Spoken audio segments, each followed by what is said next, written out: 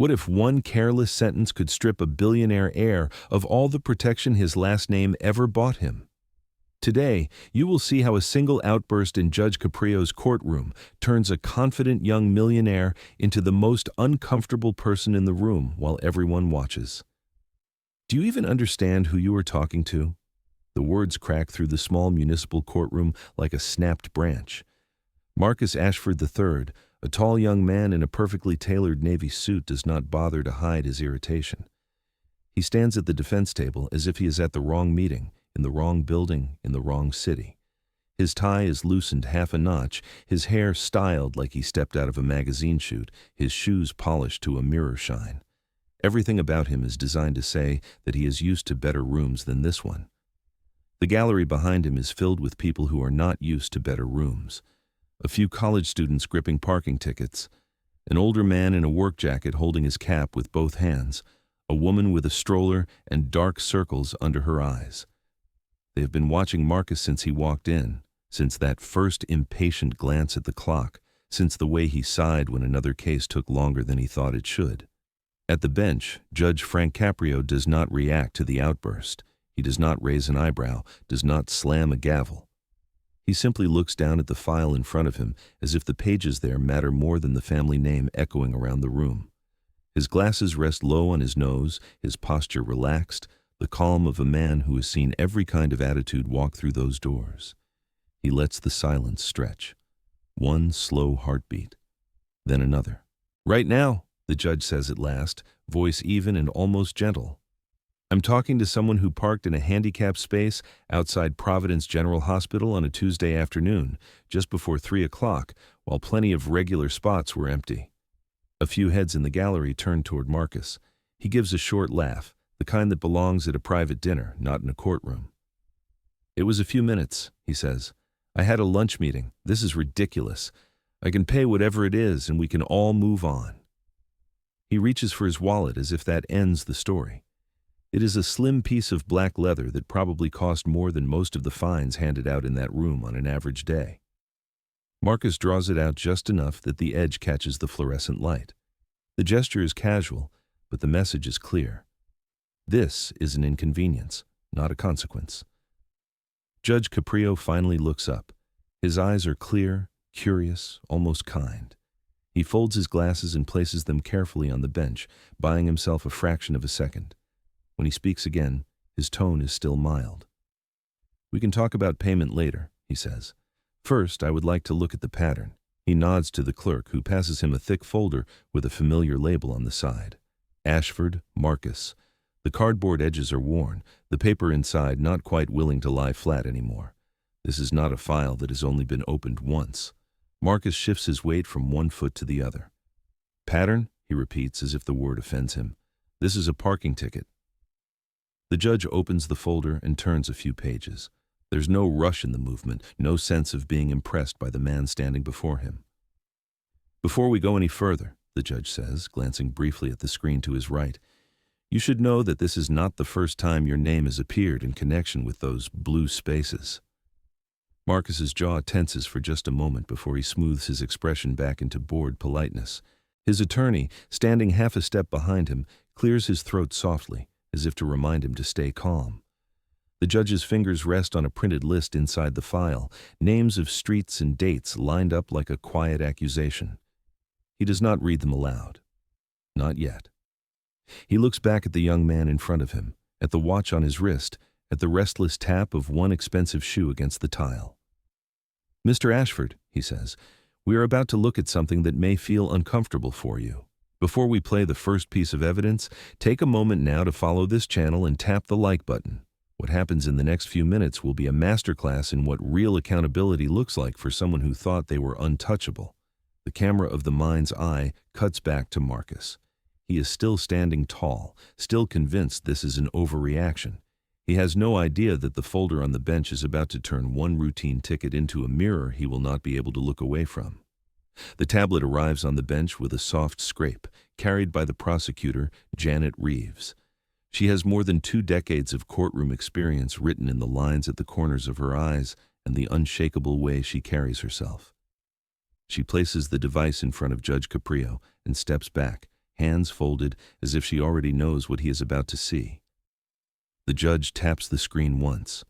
A message thread fills the monitor in front of him, a familiar layout of gray and blue bubbles. He glances down, reads in silence, then nods to the clerk to cast the screen onto the larger monitor facing the courtroom. Marcus shifts, suddenly less at ease. Personal conversations rarely look as harmless as they felt when you sent them. The first message appears in clean white letters on a dark background. Find a spot close to the door. Those blue spaces are always open. A ripple goes through the room, not quite a laugh and not quite a gasp. The words seem to hang in the air between Marcus and the people in the gallery who have watched relatives struggle across parking lots with walkers and canes. That is out of context, Marcus says immediately, louder than he needs to. I was just joking with my driver. The judge does not argue. He simply swipes to the next message. Do not worry. I will cover the fine. Just park. The timestamps march forward, week after week. Different days, different restaurant names in the background of the chat, but always the same casual tone. The screen freezes on that last line, the promise to cover the fine like it is a tip left on a table. In the gallery, someone exhales, slowly. Someone else shakes their head. What had looked like one careless day at the hospital is starting to look less like chaos and more like a habit. Ms. Reeves, Judge Caprio says, eyes still on the screen, please add some context for the court. Yes, Your Honor. The prosecutor steps forward. The first message you saw was sent in late autumn, outside a high-end steakhouse downtown. The second came several weeks later, outside a boutique hotel. We have similar exchanges tied to a coffee shop near the university and a private club by the river. She gestures lightly toward the folder on the bench. Each of those messages lines up with a citation for parking in a handicapped spot. Different days, different places, same license plate. Marcus's attorney leans in, whispering urgently, but the microphone still catches fragments. Tone of voice, casual, no intent. Your Honor, the attorney says aloud, forcing a smooth smile. My client acknowledges those messages, but they were clearly written in a joking tone. He never meant any disrespect to people with disabilities. The judge considers this for a moment, eyes returning to the list in his file. When he speaks, his voice is as calm as ever. Humor can tell us a lot about what we take for granted, he says. And taken alone, one joke might be just that. But this is not one message. He lifts another sheet from the folder, lays it beside the first.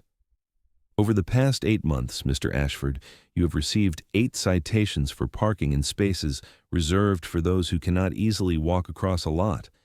These are from 4 different cities. You paid every fine within a day, without contest. You never wrote a letter. You never appeared in person. You simply treated each ticket as a small fee for the privilege of being a few steps closer to the door. There it is. The number, the rhythm, the pattern. 8 citations, 8 months, 4 cities. The courtroom does not need a legal degree to understand what that means. Hook number 2 lands quietly, not as a shout, but as a clear picture. For Marcus, fines are not punishment, they are price. For some people, the judge continues, his tone now edged with something firmer, a fine means a week of groceries. For you, it appears to mean the price of a dessert you did not enjoy. That difference matters in this room. Marcus bristles. I donate more to that hospital in a year than any of these people make in 5, he says, gesturing vaguely toward the gallery. My family's foundation keeps this city running, and we are sitting here counting parking tickets? The risk he is taking is obvious to everyone but him. The gallery grows still in the way a crowd does when it senses a storm about to break. Janet Reeves looks to the judge, then back at Marcus. This is not about what your family donates, she says. This is about what you believe your time is worth compared to the time of someone who actually needs those spaces. The judge lifts a hand, gently halting further argument. His expression softens, but his eyes stay sharp. Mr. Ashford, he says, what concerns this court is not the size of your bank account, it is the story your behavior tells. One mistake is an accident. A string of them is a message. For several beats, he lets that sit. The evidence has been fast, almost breathless. Texts flashing by, dates piling up, cities named. The room's energy has been high, rushing forward with each new piece of proof. Then, Without warning, he changes tempo. His words start to land slower, each one with its own small impact. But there is something else, he says, spacing the syllables as if placing stones in a path. Something that turns this from a story about money and convenience into a story about time and consequence. The room quiets in an entirely new way. Even Marcus feels it, that subtle shift from embarrassment to unease. The judge's voice has gone from brisk to deliberate, and the human brain leans in when a familiar pattern breaks. Before we talk about your fines, Judge Caprio says softly, we are going to talk about what was happening at that hospital while your car sat in that blue-painted space. He looks down at a different document now, one that has nothing to do with restaurant names or hotel entrances.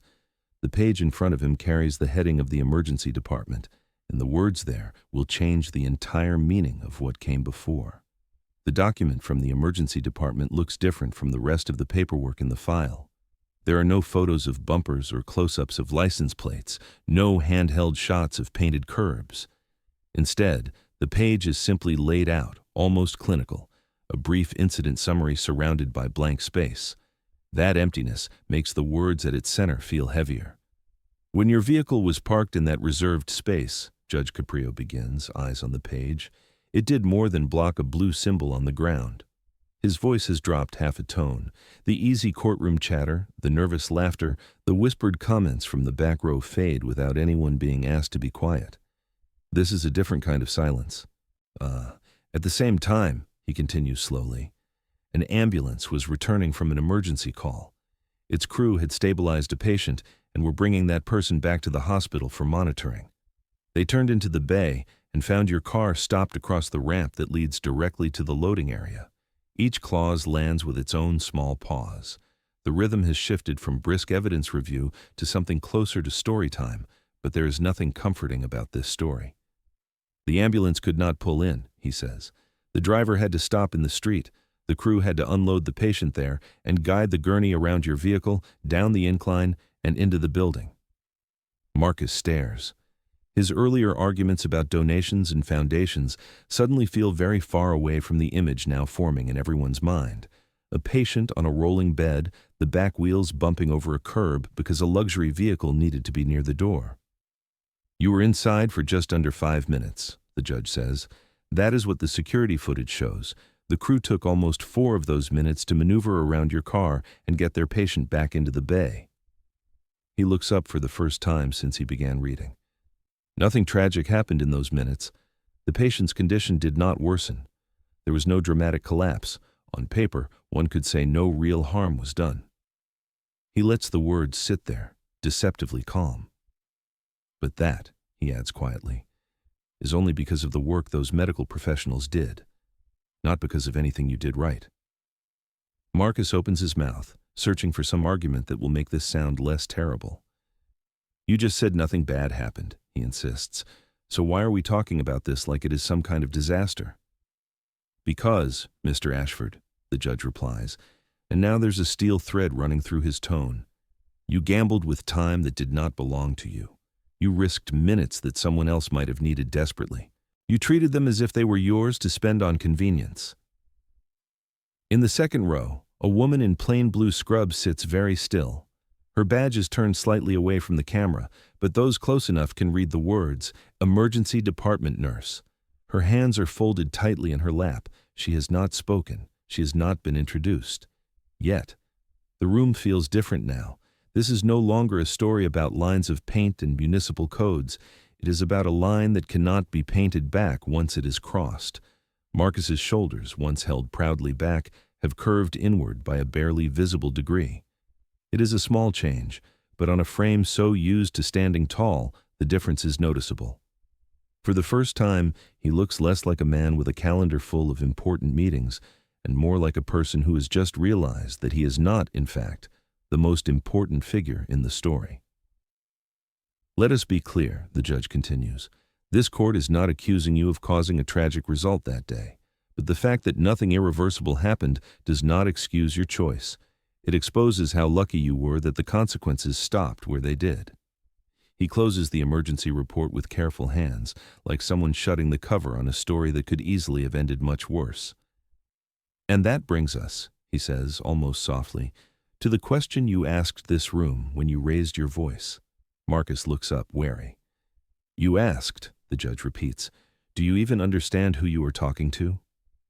The words hang there between them. For a long time, the judge says nothing more. He simply lets the echo exist. This, too, is a kind of evidence. Then, just when the tension threatens to tip over into discomfort, Marcus breaks under his own weight. This is being blown out of proportion, he snaps, volume rising again. My family has supported that hospital for years. We have funded equipment, scholarships, whole departments. That building has our name on 2 different wings. I miss one sign, and suddenly I'm a villain? The gallery reacts in tiny human ways. A frown here, a narrowed gaze there. It is clear that the room does not share his view of what is proportionate. I do not think you missed the sign, Judge Caprio says calmly. I think you saw it and you decided it did not apply to you that day, just as you did on those other days, in those other cities. Marcus leans forward, both hands on the table now. His voice sharpens. I have more responsibilities than most of the people who come through this courtroom. I do not have time to circle the block 20 times like everyone else. If I am a few minutes in a spot that is empty anyway, that does not make me some kind of monster. There it is, spoken out loud, the dividing line between us and them that had only been implied before. The judge does not raise his voice in response. Instead, he straightens in his chair and with almost ceremonial calm closes the folder on the bench. The sound is soft, but in the quiet room it lands like a small gavel strike. Let us see then, he says, exactly how you describe the people you believe these rules are for. Janet Reeves steps forward one more time, holding a single printed page. No thick stack of forms now, no long summary. Just one sheet, one conversation. She hands it to the judge, and for a moment he reads in silence, his gaze moving carefully from line to line. Then he nods to the clerk. The main courtroom screen flickers again, the way it did with the driver's messages, but this time there's only one line of text in the center. No long thread, no back and forth. Just a single declaration sent from Marcus to a friend the day before the hospital incident. I own this town. These people are nothing. Fines are for them, not us. The words are plain, almost boring in their brutality. There are no joking emojis to soften them, no trailing dots to suggest uncertainty. Just a sentence that reveals more about his worldview than any donation brochure ever could. Marcus goes pale. That was private, he says, voice suddenly hoarse. You cannot just throw that up on a screen like it is some kind of slogan. This court obtained the message lawfully, the judge replies. And because the way we hear our own words in our heads can be very different from how others receive them, I would like to try something a little unusual today. He reaches for a small control on the bench. Up until now, every voice in the room has been human. Some nervous, some confident, some steady. The microphones have captured shuffles of paper, the creak of benches, the quiet coughs of people who have been waiting longer than they planned. Now, a new sound enters. A voice that does not belong to anyone in the room. It is not loud. It is not angry. It is precise, almost icy, the tone of a machine reading a line of code. I own this town. These people are nothing. Fines are for them, not us. Each word falls separately, stripped of charm, stripped of context, stripped of the warm echo chamber of a private chat.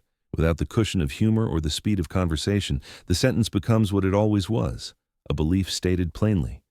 The gallery does not gasp this time. They simply watch Marcus, studying how it feels to have his own arrogance played back at him in front of strangers.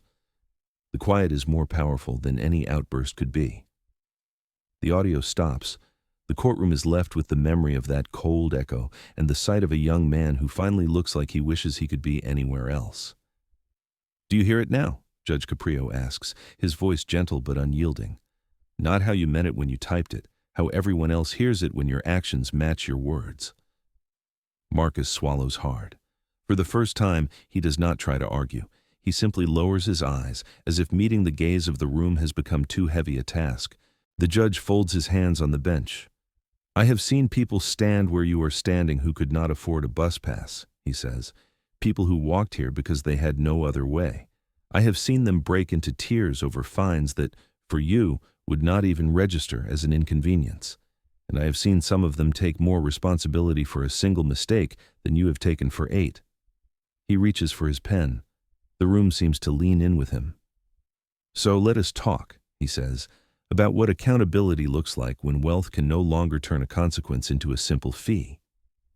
What follows is not delivered in one breathless rush, but in a series of steady, measured blows, each one designed not just to punish, but to teach. First, he says, for each of the violations of handicapped parking regulations that we have documented here, I am imposing the maximum fine the law allows, not because the city needs your money, but because anything less would confirm your belief that fines are simply a cost of comfort. A small note on the page, a line drawn under a number. Second, for the next 2 months, you will not be permitted to drive in this state, not your own car, not a rental, not someone else's. You will discover, if only for a short time, what it means to rely on your feet, on schedules, on the patience that most people in this room do not have a choice about. He moves to the next point. Third, you will complete 100 hours of service with the rehabilitation department at the very hospital outside which you parked. You will push wheelchairs. You will help lift bags and braces. You will see how much effort it can take for someone to travel the distance you cut across without thinking. Marcus's lawyer shifts uncomfortably, but says nothing. There's nothing to object to that would not make things worse. Fourth, you will attend educational sessions led by the hospital's accessibility coordinator. You will learn why those spaces exist, who needed to fight for them, and what happens when people ignore them. Not in theory, in stories, in faces. Another pause, another line on the paper. Fifth, you will make a directed contribution to the hospital's accessibility fund in an amount equal to 10 times the total of your fines. This is not a purchase of forgiveness. It is the start of paying back some portion of the convenience you took without asking. The judge looks up again, his gaze now steady on Marcus alone. Sixth, he says, in 1 month you will return to this courtroom and deliver a public statement of apology. Not to me, to the citizens whose needs you stepped over. That statement will become part of the record so that anyone who looks up your case sees not only what you did, but how you chose to answer for it. He lets the weight of these terms settle. It would be enough, on its own, to change most people. But there is one more piece, and it is the one that will likely stay with Marcus long after the fines are paid and the hours served. And there is one more thing, the judge says, his voice softening. He gestures toward the woman in blue scrubs in the second row. She looks up, surprised to be addressed, then stands slowly when he nods. This is Nurse Alvarez, he explains. She was part of the team on duty the day that ambulance had to stop in the street. She and her colleagues had to adjust their work around your car. She is here today on her own time. Marcus turns to look at her. Up close, the tiredness in her eyes is clear, the kind that comes from seeing more emergency room nights than most people could handle. She does not glare at him. She does not smile. She simply waits. I am ordering, Judge Caprio continues, that before you leave this building, you will sit down in a private room with Nurse Alvarez. For as long as she is willing to speak, you will listen to her describe what those minutes are like when you are trying to keep someone stable. You will not interrupt. You will not defend yourself. You will listen. There is no spectacle in this part of the sentence, no cameras, no gallery, just a conversation that will force the young man who once bragged about owning the town to sit across from someone who spends her nights trying to keep people in it alive. Court adjourns with a soft tap of wood on wood. People begin to rise, collecting their things, whispering as they head toward the doors. But the image that stays is not of the judge at the bench or the flashing evidence on the screen. It is of Marcus walking down the hallway with slower steps than he had on the way in, heading toward a door marked for conferences, where a nurse in blue waits with her hands folded. He hesitates for only a second before he opens it and steps inside. And you, watching all of this unfold in your mind, are left with a quieter question than the one he shouted at the beginning. It is not about whether people know who they are talking to when they address you by your last name or your title. It is about whether you know who you are when there is no price you can pay to skip the line of consequences. Dramatization for storytelling and education, not legal advice or reporting.